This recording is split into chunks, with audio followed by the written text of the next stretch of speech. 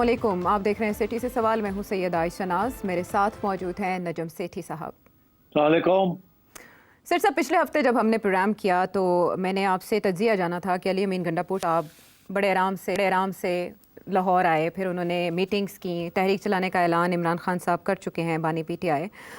लेकिन इस बात पे कन्फ्यूजन थी कि इतने आराम से आए, बैठे, बातचीत की, आपस में कुछ तय पाया और अगले दिन उन्होंने प्रेस कॉन्फ्रेंस भी की। लेकिन हमने इस दौरान अच्छा खासा तमाशा देखा, यहाँ तक कि बहुत कूल माइंडेड और जो सॉफ्ट स्पोकन सलमान अकरम राजा साहब हैं वो भी बहुत जुज़बुज़ हुए। उन्होंने बड़े सख्त बयान दिए मीडिया के ऊपर, और वो भी एक खातून, उनके जो ऑर्गेनाइज़र हैं, चीफ ऑर्गेनाइज़र आलिया हमजा साहिबा के हवाले से। बाद में उस गर्द को बिठाने की काफ़ी कोशिश की गई, कवर करने की कोशिश की गई, यहाँ तक कि ये कहा गया पीटीआई के अपने लीडर्स की तरफ से कि अगर किसी को ब्लड प्रेशर का मसला है तो उसको पानी पीना चाहिए और गुस्से को ठंडा रखने की कोशिश की जानी चाहिए। ये काबिल बर्दाश्त रवैया नहीं है जो इख्तियार किया गया। बहरहाल सुलह सफाई हुई, लेकिन मीनवाइल बड़े मुतनाज़े किस्म के बयानात एक दूसरे से टकराते रहे। इस दौरान बानी पीटीआई की एक ट्वीट भी आ गई और उन्होंने कारकुनों को कहा कि आप आपस में झगड़ा ना करें, पार्टी तहरीक पर फोकस करें और इख्तलाफात पैदा करने वालों को वो खुद देख लेंगे। बैरिस्टर गौहर चेयरमैन वो भी ये समझाते हुए पाए गए कि कारकुनों को झगड़ा नहीं करना चाहिए और तवज्जो इमरान खान साहब की रिहाई पर रखनी चाहिए। लेकिन एक और चीज़ जहां कन्फ्यूजन है वो है ये तहरीक 90 दिन चलेगी और 5 अगस्त को पीक करेगी। इन इख्तलाफात और इन झगड़ों के होते हुए जो हमने पिछले हफ्ते देखी, ये लॉ एंड ऑर्डर या कानून की बालादस्ती के लिए चलेगी तहरीक, या इमरान खान साहब की रिहाई के लिए चलेगी, या पाकिस्तान तहरीक इंसाफ को अपनी सियासत से, अंदरूनी सियासत से ही खतरा है जिसका वो शिकार होगी? आशा, ये तो हम काफी अरसे से कह रहे हैं ना कि उनकी अंदरूनी सियासत इतनी गंदी है, इतनी लड़ाई झगड़े हैं, इतनी जेलसीज हैं और इतनी पोजीशंस हैं और इतनी एम्बिशंस हैं कि इनको सबसे ज्यादा बड़ी इनकी कमजोरी यही है। और खान साहब को तो पता नहीं पूरी सिचुएशन की भी इतला है कि नहीं, आई डोंट नो। ये भी नहीं पता कि कौन फैसला करता है कि कौन लोग जाके उनको मिलेंगे और नहीं मिलेंगे। पहले हमें ये पता लगा था कि ये सलमान राजा साहब की कमेटी जो है ये फैसला करेगी कौन जाएगा कौन नहीं जाएगा। फिर पता चला उन्हीं को एक्सक्लूड कर दिया गया और लोग पहुंच जाते हैं वहां। और ये नहीं समझ आ रही कि खान साहब अंदर बैठे हुए हैं, क्या खान साहब एक लिस्ट नहीं दे सकते? ट्वीट करते हैं तो ट्वीट के अंदर लिस्टें नहीं भेज सकते? मतलब है कि आप वो जो ट्वीट करते हैं कह दें अगले हफ्ते मैंने फलाने फलाने को मिलना है, ट्वीट कर दें। तो जिस तरीके से ट्वीट करते हैं उस तरीके से लिस्ट भी दे दिया करें ताकि मसला ही हल हो जाए। जिसको मिलना चाहे उसको मिल ले और जो उनसे पूछना चाहे पूछ ले, मगर ऐसे होता नहीं है जी। तो इसका ये मतलब है कि जो बयान भी खान साहब का आता है इसके ऊपर भी कुछ मेरा ख्याल है एडिटिंग होती होगी कहीं ना कहीं, और इसके अंदर भी कुछ सेंसरशिप होती होगी या नहीं, आई कांट से। बट कोई समझ नहीं आ रही कि ये क्यों इस किस्म के इश्यूज चल रहे हैं। अच्छा। हलीमा खान एक बात करती है, सलमान राजा उनके साथ मिल जाते हैं, गंडापुर साहब कहीं और भाग जाते हैं, गौहर साहब कुछ और कहते हैं, फवाद चौधरी कुछ और कहता है, फैसल चौधरी कुछ और कहता है। आप सारा दिन इनकी अब बातें सुन सुन के हम पागल हो गए एक दूसरे को। और वो कहते हैं ना, pulling the rug from under their feet. और अभी लेटेस्ट तो एक और बड़ी इंटरेस्टिंग चीज हुई कि वो जुल्फी बुखारी साहब अमेरिका पहुंचे में, वहां एक ह्यूमन राइट्स कमीशन कांग्रेस की है कमेटी, उसके आगे वो एविडेंस दे रहे हैं और ठीक ठाक काम कर रहे हैं। मतलब है उसकी प्रेजेंटेशन वाज क्वाइट गुड, मैंने देखा काफी कॉम्प्रिहेंसिव थी। और इमरान खान साहब की जो हमशीरा है रुबीना, वो कह रही है कि जी जुल्फी बुखारी एस्टैब्लिशमेंट का एजेंट है। और उधर गंडापुर साहब के ऊपर इल्जाम लग रहा है कि एस्टैब्लिशमेंट का एजेंट है। उससे पहले बुशरा बीबी पे भी लग चुका था, फिर जब वो जेल चली गई तो चुप हो गए लोग। तो अब मतलब है कि ये व्हाट्स गोइंग ऑन, और इसलिए ये कोई कहता है 5 तारीख, कोई कहता है 3 महीने। तो मेरे से क्या तबसरा मांग रहे हैं? असल में तबसरा इस बात पे भी सेठ साहब, मैं आपके तबसरे से 2 और सवाल फूटते हैं, लेकिन उसके लिए मैं 2 स्टेटमेंट्स शामिल करना चाहूंगी। एक तो आपने अभी जुल्फी बुखारी साहब का जिक्र किया, क्या उनको बुशरा बीबी की वजह से टारगेट किया जा रहा है? एक जमाने में ये बड़े करीब थे बुशरा बीबी के, और उसके बाद फिर दूर हो गए और बुशरा बीबी भी नाराज रही इनसे। अब मुझे नहीं पता किस एंगल से रुबीना ये कह रही हैं, कुछ समझ नहीं आ रही इनकी कि आपस के अंदर इनका क्या चल रहा है। और फिर ये बच्चों वाली बात कि जी वो जो 2 बेटे आने थे वो आ रहे हैं नहीं आ रहे जी, वो कौन, उसके बारे में क्या ऑथेंटिक इंफॉर्मेशन है या नहीं है। सो आई एम अफ्रेड इफ ये पार्टी अपना, इफ अंग्रेजी का मुहावरा गेट योर एक्ट टुगेदर, तो अगर ये एक्ट अपना टुगेदर कर लें तो फिर बात बने शायद जाके। मगर अब बात ये है जी, एक और भी तो प्रॉब्लम है ना। वो प्रॉब्लम वही है कि खान साहब जेल में बैठे हुए हैं, खान साहब वहां से ऐसे ऐसे हुक्म देते हैं जो इम्प्लीमेंट ही नहीं हो सकते ग्राउंड पे। अब किसी की हिम्मत नहीं है खान साहब को जाके कहना कि खान साहब लोग बाहर नहीं निकलेंगे। आप अल्टीमेटम देते रहते हैं, डेटे देते रहते हैं, आप कहते हैं जी इकट्ठे करो लोग। अब हम कहाँ से करें, लोग नहीं तैयार निकलने के लिए। बड़ी बड़ी तंगी है निकलने की। यहाँ तक कि पीटीआई के अपने लोग बड़े डरते हैं, जो सीनियर लीडर्स हैं, कि सानू फड़ के ले जाएंगे, और फड़ के ले जाएंगे तो सुट देंगे, और चाबी जड़ी हो नहर सुट देंगे असी सारी, अगले 6 महीने फिर अंदर ही रवांगे। तो अब इस किस्म की सिचुएशन है, और खान साहब डेट्स पे डेट्स दे ही जाते हैं। तो अब I don't know where this is going. और मुझे तो ऐसे लगता है कि ये गंडापुर साहब के खिलाफ एक महाज बनता है, फिर टूट जाता है, फिर बनता है, फिर टूट जाता है। और मैं आपको एक बात बताऊं, Gandapur is a very very cunning politician. उन्होंने अपने आप को सेट किया हुआ है। ये सारा ड्रामा, लाहौर आना, ये भी सारा ड्रामा था, दिखाने के लिए कि मैं तो तैयार हूं, मैं देखे कितनी गाड़ियां लेके आया हूं, मैं ये कर रहा हूं, मैं वो कर रहा हूं। और फिर यहाँ आके किसी को दावत भी नहीं दी कि आ जाओ, इसीलिए लोग नाराज हैं। सलमान राजा को भी नहीं बुलाया, वो खुद ही चला गया। आलिया को नहीं बुलाया, वो नाराज हो गई कि जी मैं मेन ऑर्गेनाइजर हूँ पंजाब की, और मुझे आप दावत भी नहीं देते। और वो तो मतलब है कि आप कुछ प्रेस कॉन्फ्रेंसेस कर रहे हैं, आप आके यहाँ लोगों को इकट्ठा कर रहे हैं और मुझे बुला नहीं रहे। तो इस किस्म के इश्यूज चल रहे हैं इनके, इंटरनल लड़ाई झगड़े। और खान साहब इज द मैन जो इसको हल कर सकता है, but he is not doing it. तो इससे ये भी फिर शक शुबात होते हैं कि खान साहब को या पूरी इंफॉर्मेशन नहीं पता, या वो नहीं चाहते कि यहाँ बाहर कोई एक लीडर बने, क्योंकि अगर एक कोई लीडर बन गया तो शायद उनकी उसकी अहमियत बन जाए। तो वो डिवाइड एंड रूल पार्टी को चलाना चाहते हैं। और ये by the way this is not unusual, leaders करते हैं ऐसे, ग्रुप्स बना के रखते हैं ताकि आपस में उनके लड़ाई झगड़े होते रहो, और जो मेन लीडर है उसके पास आए अपने मसाइल को हल करने के लिए। तो ये भी एक किस्म की सियासत होती है। बट आई थिंक ये जो डेटे खान साहब देते रहते हैं ना, this is not helping the case, this is not helping the case. ये यहाँ पर बहुत से सवाल उठते हैं, वाकई डिवाइड एंड रूल वाली पॉलिसी पीटीआई को उल्टा पड़ रही है। और आपने कहा कि वो पैगामात स्ट्रेट फॉरवर्ड क्यों नहीं देते, या तो उन तक सही इन्फॉर्मेशन नहीं पहुंचती। तो फैसल चौधरी साहब ये कह रहे हैं कि इमरान खान साहब के पैगामात के साथ छेड़छाड़ की जाती है। इसके अलावा उन्होंने एक और बड़ी अहम स्टेटमेंट दी जो शायद सोल्यूशन है सिचुएशन का इकलौता। फवाद चौधरी साहब भी ऐसी बातें कर रहे हैं। तो क़यादत की तब्दीली आखिरी ऑप्शन रह गई है इमरान खान साहब के पास, अगर यहाँ होना चाहते हैं? अभी तो है ही नहीं कोई क़यादत। कौन है इनकी पार्टी का बंदा जो बाहर है जिसके पास क़यादत है? गौहर है, सलमान है, गंडापुर है, हलीमा है, आलिया है, जुनेद है, कौन है? बैरिस्टर्स और हैं कोई? कौन है? मुझे तो समझ नहीं आती किसकी बात सुने और किसकी बात ना सुने। और मैं इसीलिए कहता हूँ कि या तो होता ना कि यार दो मेन लीडर्स होते बाहर, यहाँ तो उन्हें कहते रोड़ा सट्टो एक लीडर नजर आ जाता है, वो अपने बयान दे देता है। तो ये क्लैरिटी इमरान खान साहब को ही देनी पड़ेगी। लेकिन फिर उनके पैगामात के साथ भी छेड़छाड़ होती है। सिट साहब, तो पैगामात आते कैसे हैं बाहर? ये कहा जाता था पहले, ये फ़र्ज़ किया जाता था, ये शक का इजहार किया जाता था कि अलीमा खान साहिबा चलाती हैं उनका ट्विटर अकाउंट। तो पैगामात के साथ छेड़छाड़ करके उनको क्या मिलेगा? मुझे तो यही लगता है कि जब वो बात करते हैं तो लोग जो भी उनके साथ होते हैं वो पॉइंट्स नोट कर लेते हैं, और पॉइंट्स नोट करके भेज देते हैं। और फिर कोई एक दो साहब हैं वो बैठ के फिर कुछ बनाते हैं, उसको एक दो लोग चेक करते हैं और फिर वो ट्वीट कर देते हैं खान साहब के अकाउंट से। कुछ इसी किस्म की कोई चीज होती होगी, बिकॉज खान साहब can't write sitting in jail, he can't write out these long things tweets. वो तो कोई ना कोई करता है, तो पॉइंट्स मिलते होंगे तो करते होंगे ना। और फिर कुछ चीजें वैसे ही डाल देते हैं जो कि जरूरी होती हैं एक स्टेटमेंट में देने के लिए। ठीक है, यानी अब अगर क्लैरिटी आएगी सिचुएशन में तो इमरान खान साहब के ट्वीट के जरिए आ सकती है, वो भी अगर उनके पैगामात सेंसर ना किए जाते हों। बहुत से अभाम मौजूद है जिनका जवाब मिलना बहुत ज़रूरी है। और ये तहरीक 90 दिन चलेगी, कैसे चलेगी? मीटिंग्स ऑर्गेनाइज़ करने से चलेगी, क्योंकि अली अमीन गंडापुर साहब लाहौर में मीटिंग करके गए हैं। उसके बाद वो कह रहे हैं सिंध का रुख भी करेंगे, मुख्तलिफ मकामात पर मुख्तलिफ मीटिंग्स होंगी, और उसके बाद जाके 5 अगस्त के करीब पीक पे जाएगी ये तहरीक। तो फिर इसका रिजल्ट क्या निकलेगा? चलें इस पर जी। नहीं, एक सेकंड देखो ना, अभी तो आप कह रही हो वो सिंध भी जाएंगे, इधर भी जाएंगे जी। तो अरे भाई, जो यहाँ के जो लोग ऑर्गेनाइजर्स हैं मेन, उनको तो आप दावत नहीं दे रहे, उनको तो साथ लेके नहीं चल रहे आप। तो आपका मकसद क्या है?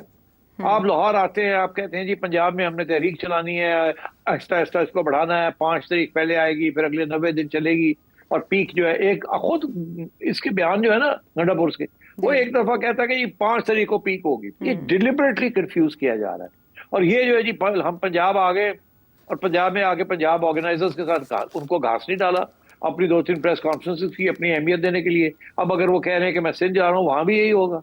वो सिंधी जो वहां के ऑर्गेनाइजर्स हैं या वहां के जो करता धरते हैं उनको साथ नहीं लेंगे, ताकि ये ना हो कि जनाब इनकी अहमियत जो है वो कम हो। He is trying to become a national leader of the PTI, हालांकि he is only the leader of the PTI KP in the assembly. वहां भी इमरान खान साहब ने किसी और साहब के हवाले, जुनेद साहब के हवाले किया हुआ है कि जी आप ऑर्गेनाइजर आप हैं, जैसे पंजाब में आलिया के हवाले किया हुआ है। तो मतलब है कि Gandapur is just the lead parliamentary leader of the party, और वो नेशनल पीटीआई लीडर बनना चाह रहे हैं। अब ये सारा दौरा जो कर रहे हैं, तो इसके बाद फिर यही शक शुबा होता है ना कि अगर खुदा न ख्वास्ता खान साहब लीडर नहीं रहते फॉर वन रीजन और अनदर ऑफ पीटीआई, तो गंडापुर इज पोजिशनिंग हिमसेल्फ, क्योंकि गंडापुर का बेस तो है ना केपी में, जी। Is not positioning himself to be the alternative leader to Imran Khan. तो अच्छा, इसमें किसका फायदा किसका नुकसान है, अब रहने देना। ट्रोजन हॉर्स साबित हो सकते हैं अली अमीन गंडापुर हाँ, साहब। आप समझ जाएं फिर किसका फायदा किसका नुकसान। गंडापुर बहुत क्लेवर और कनिंग पॉलिटिशियन है। वो इस वक्त एस्टैब्लिश के साथ भी राब्ते में है, इमरान खान साहब के भी राब्ते में है, अपने सपोर्ट बेस के भी राब्ते में है। Don't under estimate Gandapur. और इस गवर्नमेंट के साथ भी अच्छे रवाबित हैं। हाँ बिल्कुल, बिकॉज ही हैज टू ना, as provincial chief minister federal government के साथ तो काम करना है ना उन्होंने, उसके बगैर तो काम नहीं चलता। इसीलिए तो लोग कहते हैं कि जब ये फेडरल गवर्नमेंट के किसी प्लेटफॉर्म पे बैठे होते हैं जहां हमारे भाई लोग भी होते हैं, तो वहां तो उनके अंदर मुंह से कुछ निकलता ही कोई नहीं, चुप करके जी हुजूर ही है, और बाहर निकल के गरजते हैं शेरों की तरह। माजी में उन पर तनकीद भी की जाती रही है। जब उनकी फ़ोटोज़ मोहसिन नकवी साहब के साथ मुलाकात के बाद सामने आती थी तो इमरान खान साहब बाकायदा अपनी ट्वीट्स में कहते थे कि उनको नशर करने की ज़रूरत नहीं थी। बहरहाल वर्किंग रिलेशनशिप तो अच्छा चला रहे हैं अली अमीन गंडापुर साहब इस सेटअप के साथ। तो मीनवाइल सेनेट इलेक्शन भी होने जा रहा है 21 जुलाई को। अब उसके सोल्यूशन के लिए फार्मूला कोई पेश किया जा रहा है और बताया जा रहा है कि 6 सीट्स अगर गवर्नमेंट के पास चली जाएँ, 5 अपोजिशन के पास इन केपी असेंबली, तो सबको सूट करेगा। वरना फैसल करीम कुंडी साहब कह रहे हैं कि 30 आज़ाद अरकान असेंबली तो मौजूद ही हैं असेंबली में। So what do you think, senate election किस करवट बैठेगा? आई थिंक इनकी हो जाएगा समझौता आपस में सबका मौलाना का भी, पीपल्स पार्टी का भी और नून लीग का भी, और ये बैठे होंगे वहां पर जैसे कहते हैं ना वल्चर की तरह ऊपर बैठे हुए कि थोड़ी जब भी जरूरत पड़े, अब गवर्नर जरूरत की जरूरत ना पड़े, हम वैसे ही सीज कर ले असेंबली। और यही प्लान था कि we should have an option जी, कि governor's rule is not a good idea. Option यही है कि असेंबली के अंदर अगर जरूरत पड़े तो seize power in the assembly. और ये रिजर्व सीट्स के बाद I think there in a position to put together a coalition government, जैसे उन्होंने इस्लामाबाद में की है, केपी में भी कर सकते हैं। लेन देन ही होता ना, politicians are very good at लेन देन, नेवर अंडर एस्टिमेट दैट। ठीक है। और भी बहुत से मामलात हमारे मुल्क में, एक स्कैंडल, हुकूमतें तो मुस्तकिल नहीं है, स्कैंडल मुस्तकिल है, वो क्या है और उसका सोल्यूशन क्या है? ब्रेक के बाद आके उस पर बात करेंगे। सिर्फ एक ही क्या सोल्यूशन है? Welcome back to the show. और अब वो मुस्तकिल मसाइल जो हर हुकूमत में होते हैं वो है गंदम और चीनी का स्कैंडल। इमरान खान साहब के दौर में भी एक स्कैंडल आया बड़ा, जिसके लिए बाकायदा JIT बनी और फिर उसकी रिपोर्ट कैबिनेट के अप्रूवल के बाद पब्लिश भी की गई, नाम भी सबके सामने आ गए, लेकिन ये स्कैंडल आज तक हल नहीं हो सका। और हर साल ये मामला सामने आता है कि पहले एक्सपोर्ट कर दी जाती है और उसके बाद फिर इम्पोर्ट के लिए टेंडर जारी किया जाता है। लेकिन सेठी साहब, अब की बार IMF आड़े आया। IMF ने बाकायदा एहतजाज किया, रिजर्वेशंस का इजहार किया कि आपने जो हमारी लगाई गई शराइत है उनकी खिलाफ वर्जी की है। तो अब एक कमेटी वज़ीर आज़म ने बना दी है जो 30 दिन, यानी इतना लंबा अरसा 30 दिन का दिया गया, वो अपनी सिफारिशात पेश करेगी कि इस शोबे को कैसे ठीक किया जा सकता है। तो इसके लिए अब कुछ सजेशंस ऐसे हैं कि इसको डीरेगुलेट कर दिया जाए, इसे हुकूमत की जो मुदाखलत है उससे बिल्कुल आज़ाद कर देना चाहिए। फवाद हसन फवाद साहब जो मुस्लिम लीग नून के एक अहम रहनुमा भी हैं और गुज़श्ता दौरे हुकूमत में वज़ीर भी रहे, उन्होंने भी अपनी ट्वीट में निशाना बनाया क्रिटिसिज्म का हुकूमत की पॉलिसी को। तो कैसे ये स्कैंडल से जान छूट सकती है? नहीं छूट सकती, जो हुकूमत भी आएगी इससे जान नहीं छुटा सकती। उसकी वजह यह है कि हर पार्टी के जो लीडर्स हैं, एक्सेप्ट फॉर इमरान खान, मगर उसके भी बाकी लीडर्स जो बड़े लोग हैं, they are all sugar mill owners. It's the biggest source of income for these people. और ये 8-9 ग्रुप्स हैं और हर सियासी जमात, हर बड़ी फैमिली इज रिप्रेजेंटेड। और ये शुगर मिल का जो सारा चक्कर ही है कि इसीलिए इजाज़त दी गई थी ताकि ये लोग पैसे बनाएं और फिर ये इन्वेस्टमेंट करें अपनी सियासत में, और फिर इस शुगर मिल की जो सोर्स ऑफ इनकम है इसको बरकरार रखें। It is the single largest source of income for politicians. Her politician जिसके पास शुगर मिल है वो बिजनेसमैन भी है और पॉलिटिशियन भी है। आप गिन लें, किसी फैमिली का नाम ले लें, आप किसी सीनियर लीडर का नाम ले लें, they all have sugar mills. और एक जमाना तो था कि लोन भी पाकिस्तानी बैंक्स देते थे शुगर मिल लगाने के लिए, और शुगर मिल की जो मशीनरी है वो भी पाकिस्तान में बनती थी, और और सारे जो पैसे थे वो भी कुछ कच्चे में होते थे और कुछ पक्के में होते थे। वो अभी मैं पढ़ रहा था कहीं कि अगर सिर्फ शुगर मिल की प्रॉफिट्स को सही तरीके से जज कर लिया जाए और टैक्स कर लिया जाए तो आपका जो सारा फिस्कल डिफिसिट है ये उड़ जाएगा। तो इसलिए आई थिंक कोई गवर्नमेंट, कोई प्राइम मिनिस्टर शुगर मिल के जो ओनर्स हैं उनको टेक ऑन नहीं कर सकता।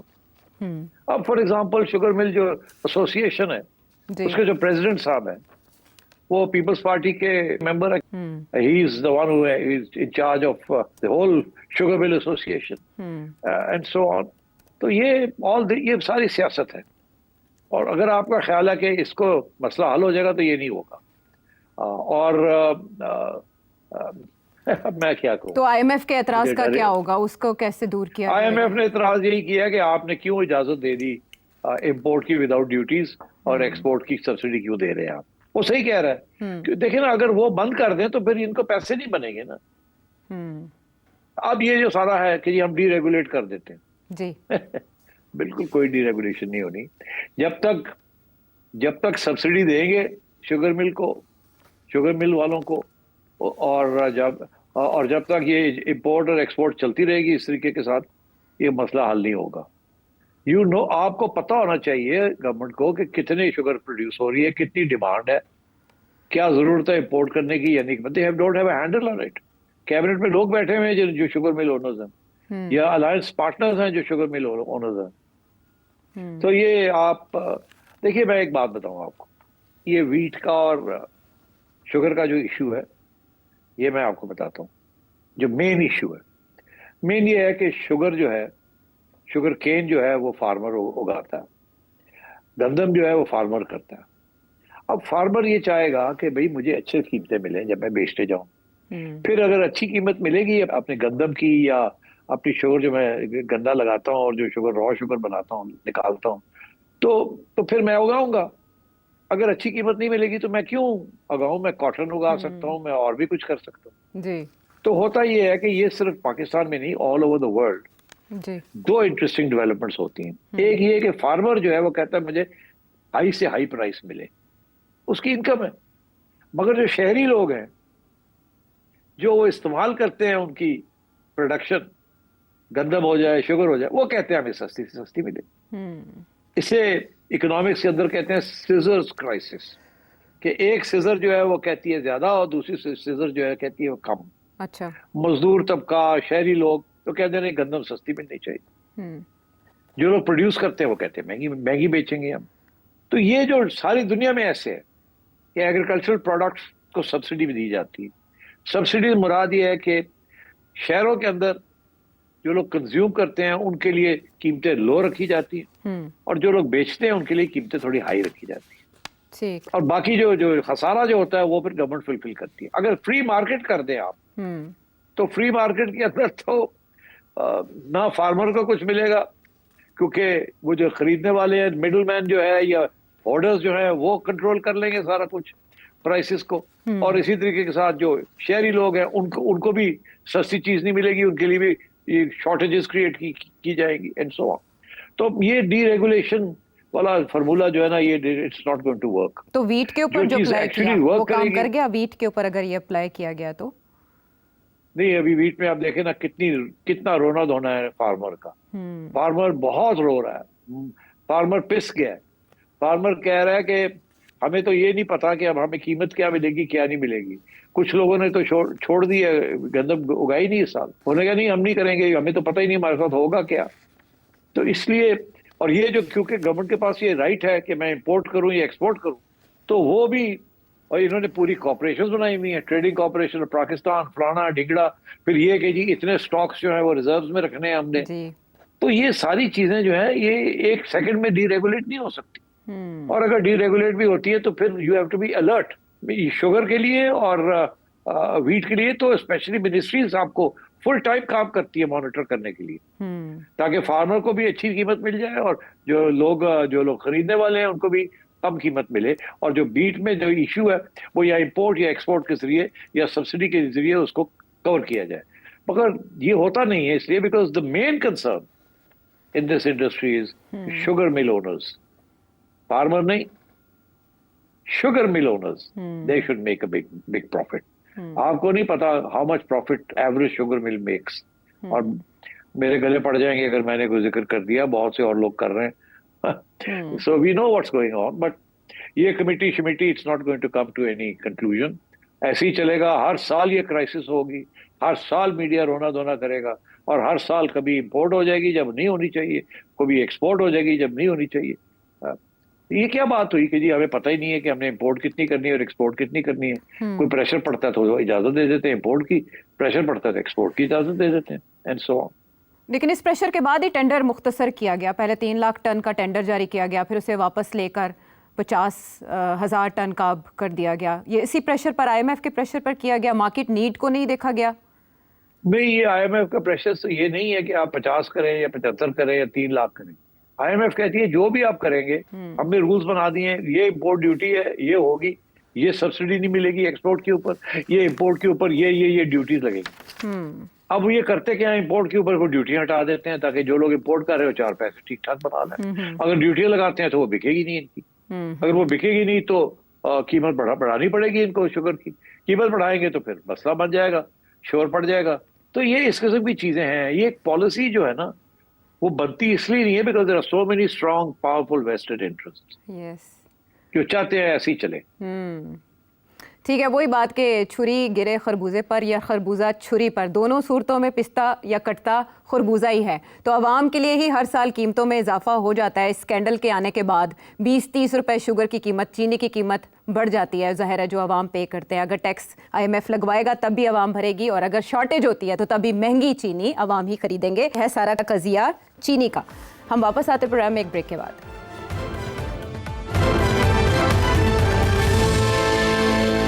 शो में साथ देने का शुक्रिया। और अब नायब वज़ीर आज़म इसहाक डार साहब की बात करेंगे। वैसे तो वो काबुल के एक दौरे पर हैं, वहाँ एक अहम माहिदे पर, सैफरी की रेलवे ट्रैक वाले माहिदे पर उन्होंने दस्तखत किए हैं और मुबारकबाद दी है उज़्बेकिस्तान और अफ़गानिस्तान की हुकूमतों को भी।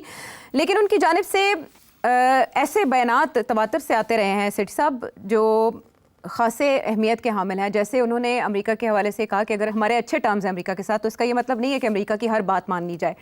ये थोड़ा कुछ अर्सा पहले की बात है। लेकिन अभी SCO कॉन्फ्रेंस के मौके पर चीन में होते हुए उन्होंने ये मजम्मत की है ईरान के ऊपर, इसराइली हमलों के साथ साथ अमरीकी हमले की भी मजम्मत की है, और कहा है कि ये SCO कंट्रीज़ के लिए काबिल कबूल नहीं है अटैक्स। इससे क्या जाहिर होता है?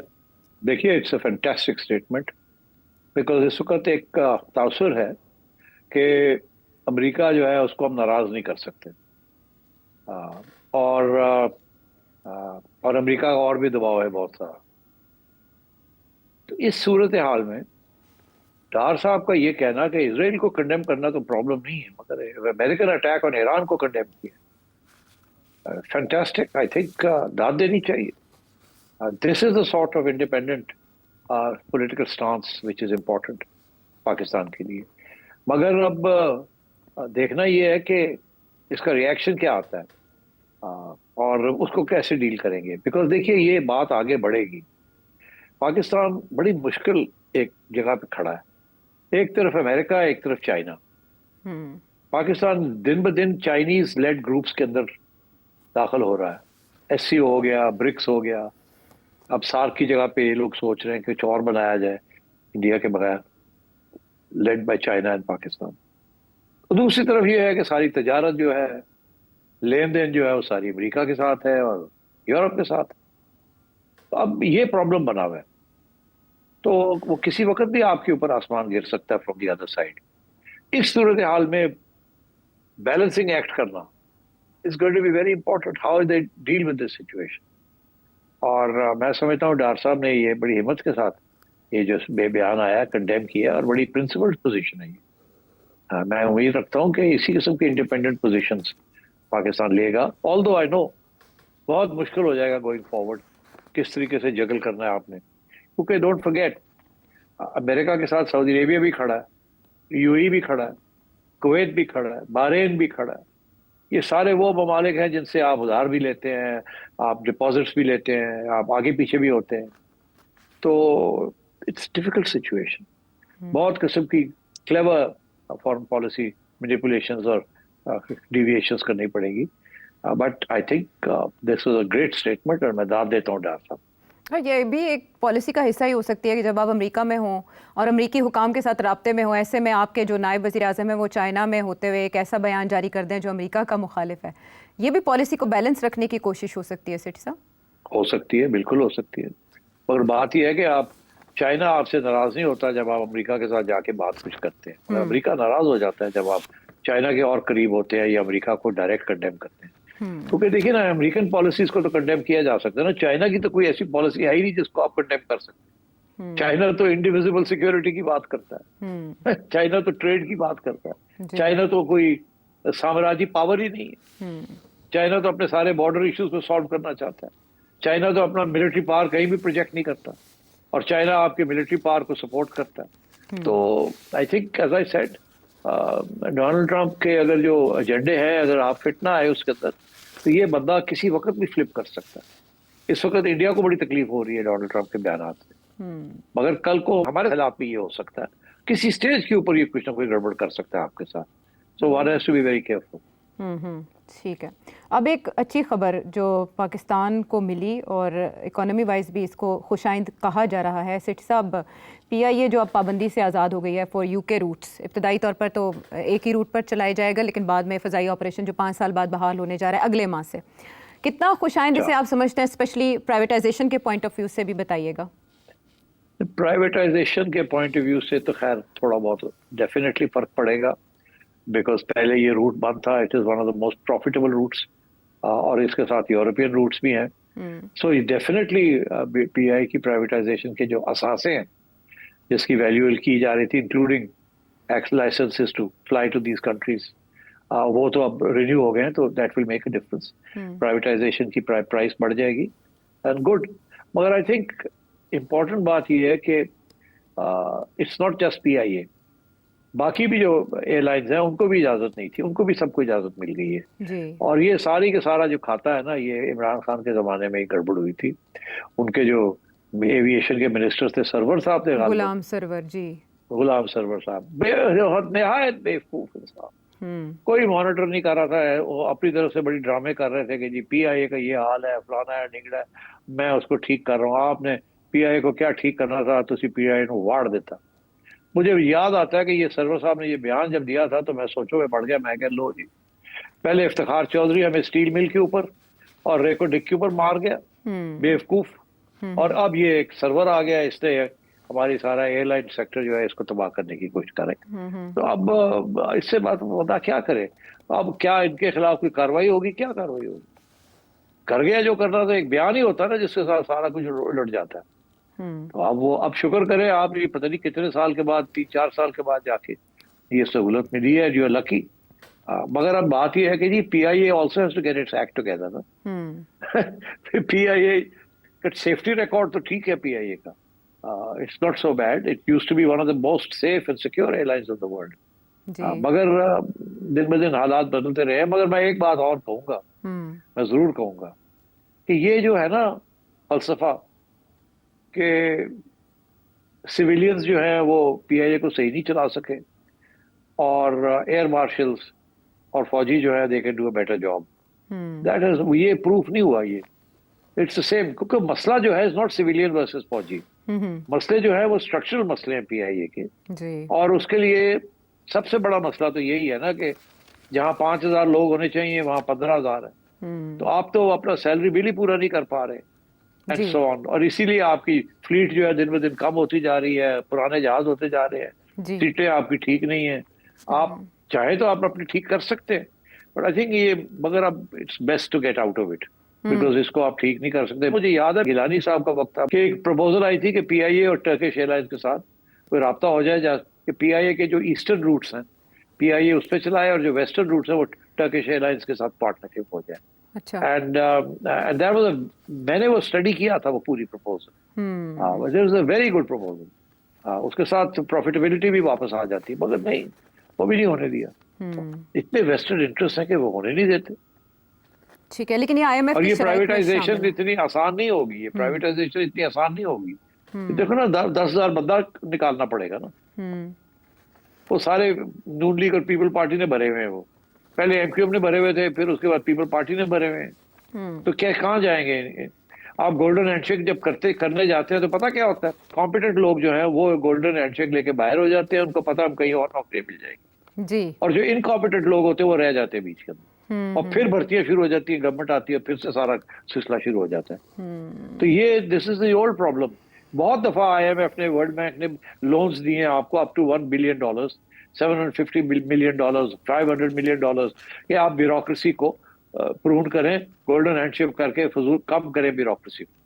कोई नहीं होती, पैसे भी आ जाते हैं, खर्च भी हो जाते हैं, होता कुछ नहीं। तो पीआईए का भी वही खाता है। ये सारी privatisation of state owned enterprises का यही प्रॉब्लम। अभी तो एक पूरा खाता पड़ा हुआ है स्टेट ओन्ड एंटरप्राइजेस, एसओईज जिसे कहते हैं आप जी, जो कि नियरली $1 ट्रिलियन रुपीस की उनकी लॉसेस हैं, जो कि बर्दाश्त किया जा रहा है। उधर तो सोचते नहीं है कि उनको बंद कर दिया जाए या प्राइवेटाइज कर दिया जाए। नो, तो ये सब ड्रामे हैं, कोई नहीं। No government is focused on these issues, unfortunately.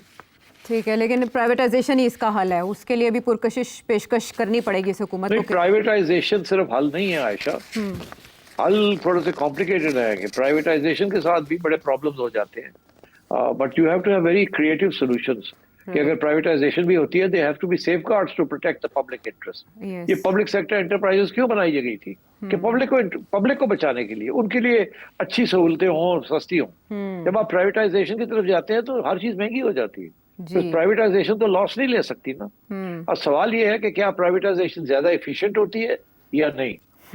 France के अंदर ब्यूरोक्रेसी बड़ी एफिशिएंट है, ठीक है, वेस्टर्न कंट्रीज के अंदर ब्यूरोक्रेसी एफिशिएंट है, ईस्टर्न कंट्रीज के अंदर bureaucracy is not efficient, totally corrupt. अब इंडिया में भी प्राइवेटाइज किया गया एयरलाइंस को, तो क्या रिजल्ट निकला? हाँ, वहाँ किया उन्होंने, वहाँ बहुत बड़े बड़े सरमायादार हैं और उनके साथ जो टर्म्स एंड कंडीशंस लगाई गई हैं, दे वर मच बेटर देन जो आपको यहाँ होगा। यहाँ तो वो खुली छुट्टी हो जाएगी, देखिएगा क्या होता है। ठीक है, नेक नियति बहुत जरूरी है। अगर पब्लिक प्राइवेट पार्टनरशिप हो तो शायद they may be a better option. ठीक है, चलें अब आगे की राह देखेंगे। सितंबर में अमेरिका के रूट की बहाली के लिए भी ख्वाजा आसिफ ने कहा है कि टीम्स आ रही हैं, तो वो रूट पाकिस्तान टू यूएस भी हमारी परवाज़ें दोबारा शुरू हो जाएंगी, तो निजकारी की तरफ एक और कदम बढ़ जाएगा। लेकिन भी बहुत से ऐसे मामलात हैं जिनको सुधारना बहुत ज़रूरी है। और भी आपके जहन में कोई सवाल हो तो इस नंबर पर भेजें। अगले प्रोग्राम तक के लिए हमें इजाज़त दें।